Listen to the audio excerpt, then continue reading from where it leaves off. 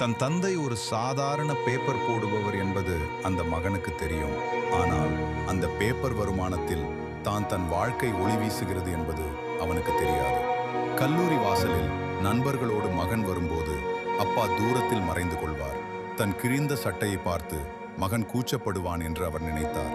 ஆனால் அந்த மகன் பார்த்தது அப்பாவின் சட்டையை அல்ல, அவர் தேய்ந்து போன கால்களை.